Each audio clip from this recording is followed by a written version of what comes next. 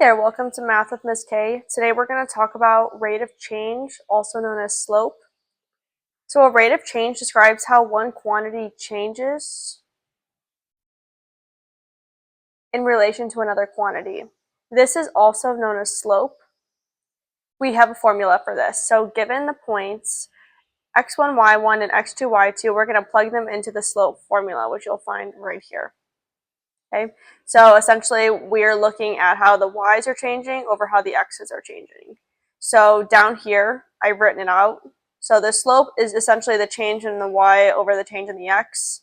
These symbols to the right here, these triangles, simply just mean the change in y over the change in x.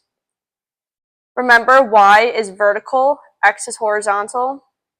That's your vertical axis, x is your horizontal axis, which is why we can also talk about it as the rise over the run. When we're looking at word problems, we're going to look at per, each, and every, but we'll talk more about that later. For now, let's look at this example that I have right here. It says, find the slope of the line that passes through -6, 5, and 7, 7. So I'm going to start off by labeling these. So I'm going to label this one my x1 and my y1. And I'll label this my x2 and my y2. It doesn't matter which one you choose as your x1, y1, or your x2, y2, as long as in your points, these subscripts are the same. Okay, so I'm going to start by plugging into my formula. So I know the numerator is going to be y2 minus y1, so that'll be 7 minus 5, and the denominator is x2 minus x1, so 7 minus -6. 7 minus 5 is going to give me a +2. 7 minus -6 is really 7 plus 6, which is going to be 13. So our slope is a +2 13ths.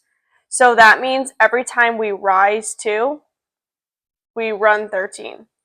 So every single time that your y changes by 2, your x is changing by +13. So we're looking at how one quantity changes in relationship to the other. Some examples. So I'm going to do all of these ones on the left-hand side, and then you guys can work on the ones on the right-hand side on your own. So the first one we have is a line that goes through the points 5, 5, and -6, 10. We're going to find the slope. So again, I'm going to start by labeling my x1, y1, and my x2, y2. We know that the slope is going to be the change in our y's over the change in our x's. So I'm going to follow the formula where I subtract my y's in the numerator and subtract my x's in the denominator. So my y2 is 10 minus my y1 is 5. So we'll have 10 minus 5 in the numerator. In the denominator, we're going to have our x2 minus our x1. So me -6 minus 5. This will give us 10 minus 5 is +5, -6 minus 5 is -11. We can't simplify that anymore, so we're going to have -5 elevenths. Okay, something I do want to talk about really quickly with graphing is how we can tell visually if it's going to be positive or negative. So I'm going to come up here. So we're going to put graphically, your slope is going to be positive if when you're reading left to right, it's going upwards. And it's going to be negative if, again, when you're reading left to right, it's going downwards. So immediately when we're reading left to right, this is going down. So let's make a note right away that our slope is going to be negative. Okay. When we're doing it from a graph, remember your slope is going to be the rise over the run. So we're going to choose two nice points. And what I mean by that is that they sit on some kind of intersection on your coordinate plane where we have whole numbers. So you see we're at these nice ones where we have these whole numbers. Once you find your 2 points, we're going to go ahead and draw a right triangle between them. So we can map out our rise and our run. So I'm going to pay attention to the units over here because right now it's counting by ones, which is really nice. It's not always, and this is the important part, that we're looking, what is it counting by? So let's look at our rise. So to move from point A to point B, our vertical change is going to be 1, 2, 3. Again, make sure that you're looking over here, making sure you're counting correctly. So in this case, the graph is counting by ones. So the rise is going to be 3. The run is going to be 1. So 3 over 1, we know it's going to be negative because it's going downwards. And we can simplify negative 3 over 1 to just negative 3. And let's do this next one. So again, remember your slope is the change in the y's over the change in the x's. So let's first start by taking a look at the changes in our y's. I'm going to do these in blue. So change in y is going to be in blue. So let's look. So from one point to the next, the y changes in this case by a positive 2. So we have plus 4. This one we have plus 8. So I'm going to just write a whole bunch of little slope ratios down here. So this one, we have 2 over something. This one we have 4 over something. And this one we have 8 over something. I'm going to do my change in x in red. So let's look at the change in x. So from here to here, we have a change of positive 1. So change in x is 1. 1 to 3 is going to be a change of 2. 3 to 7 is a change of 4. Now notice that all of these ratios look different, but they simplify to the same exact thing, because 2 over 1 is really just 2. 4 over 2 is really just 2, and 8 over 4 is really just 2. So we do have proportionality. Because it's a straight line, our slope is going to just be 2. So you can represent that in a multitude of ways, but at the end of the day, it's always going to simplify to 2. Okay, go ahead, work on these next 3 on your own while I do them up here.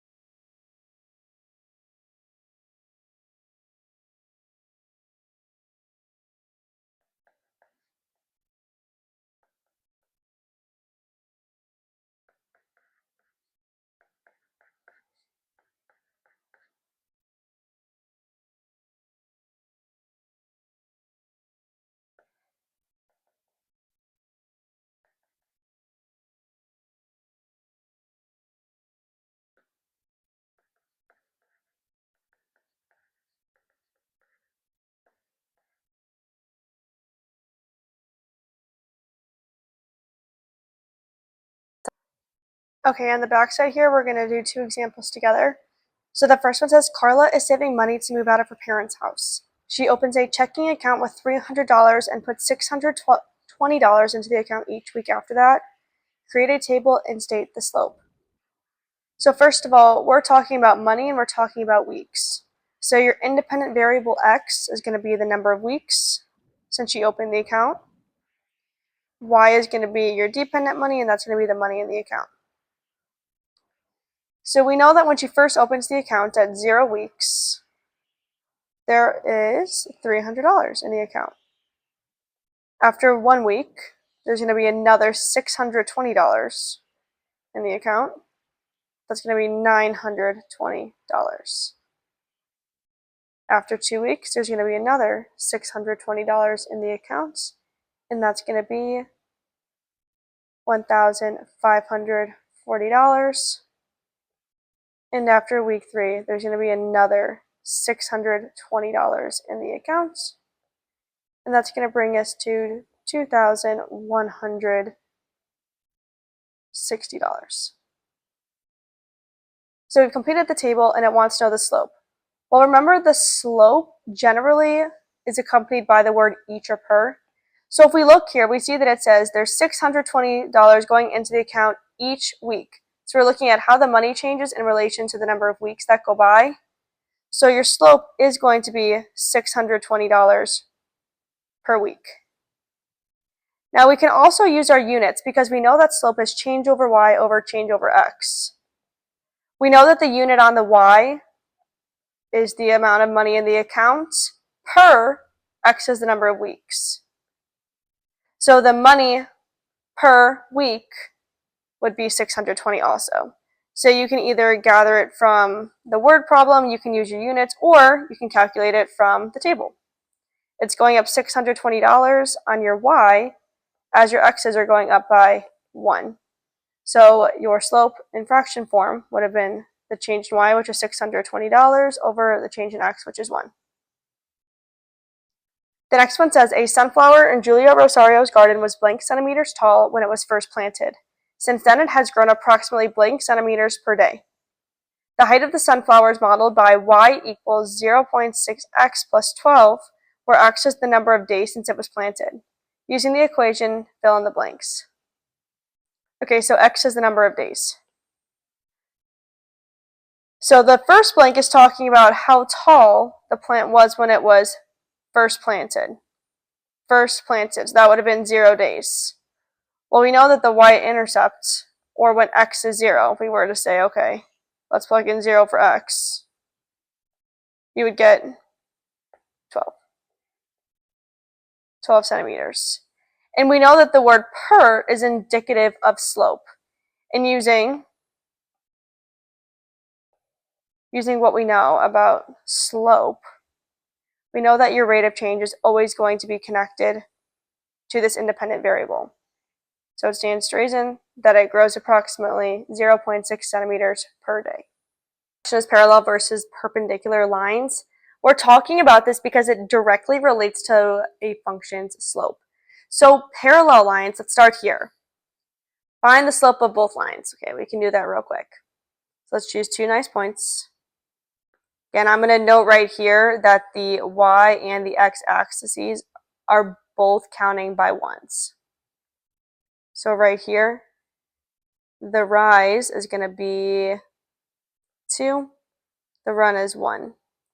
So this first line has a slope of 2 over 1, which is just 2. Let's look at the second line. So this line has a rise of 2 and a run of 1.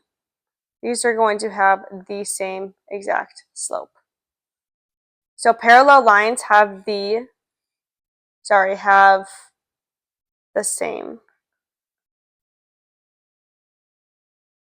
They are completely equivalent. They are exactly the same. So on this one, it's going to say find the slope of a line parallel to each given line. Well, the general form, or slope-intercept form, I should say, of a linear equation looks like this, where the coefficient on the x, or m, is our slope. So let's look here. For number 1, the slope, we have this invisible -1 here. We don't have to write the 1. So we know for number 1, the given slope is -1. Well, if it's a parallel line, it's going to have the same slope. So your final answer would just be -1. I'll let you do the second one on your own, but let's do the third one. The third one, notice it's not in slope-intercept form, so we cannot take the slope. Your slope is not 3.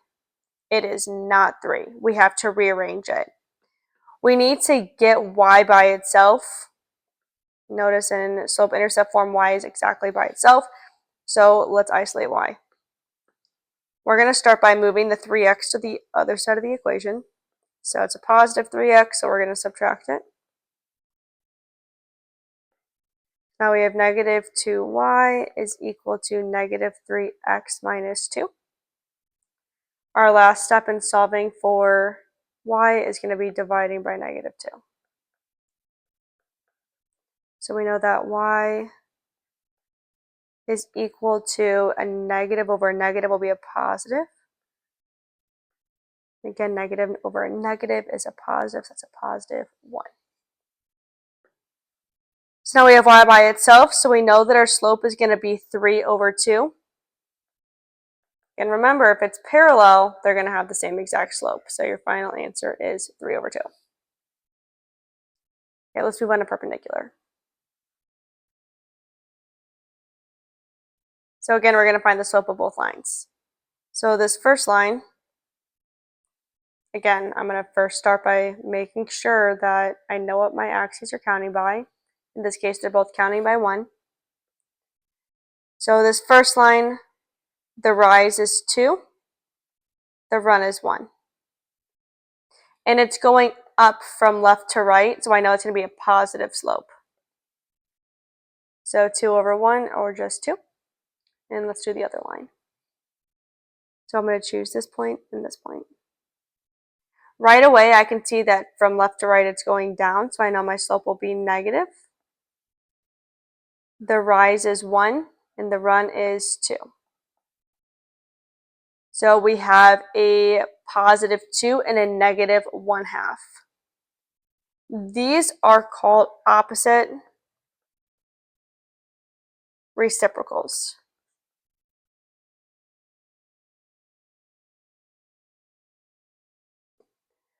So the word opposite means the opposite sign. So if you have a positive, it becomes negative. If you have a negative, it becomes positive. The reciprocal means you're going to flip the fraction.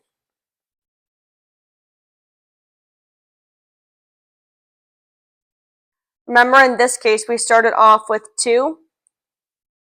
Well, if you have 2, or any whole number in the whole world, you can make it a fraction by putting it over 1. So a reciprocal is just going to flip this. So now it becomes 1 over 2. So it flips the fraction. Which is why in this case, in the example that we just looked at, we went from positive 2 to the perpendicular slope negative 1/2. So we took the opposite sign and we flipped the fraction. You got to do both. So let's look down here. So we have the same ones down here. So number 1, we said last time that the slope was negative 1. Well, now we're going to need to take the opposite reciprocal. So let's write this as a fraction. Okay, so first things first, opposite. We got to take the opposite sign. So the perpendicular slope is going to be the opposite sign, so it's going to be a positive. And then we're going to flip the fraction. Well, the opposite of 1 over 1 is still just 1 over 1. So your perpendicular slope is going to be positive 1. Okay, let's look at number 3. You guys can do number 2 on your own. Also, quick note, right here, this just means perpendicular, this little upside down T that I drew. It's just a way that we can write perpendicular in shorthand. Okay, but let's again look at number 3. So we can't find the slope here until we have y by itself. Remember, we need it to be in y equals mx plus b form. That's called slope-intercept form. So let's go ahead and start by rearranging this. So we're trying to get y by itself, so we got to start by moving the 7x to the other side. It's positive, so we can undo it through subtraction.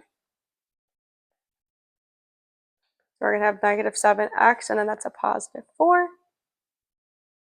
Our last step is going to be dividing by negative 2. So we'll divide everything by negative 2. So y equals a negative over a negative will be a positive 7 over 2. X positive over negative is a negative, and that'll be 2. In this case, our slope is 7 over 2. Which means our perpendicular slope, we're going to have to take the opposite sign, so it's going to be negative. And now we need to flip the fraction. We got to take the reciprocal. So 2/7.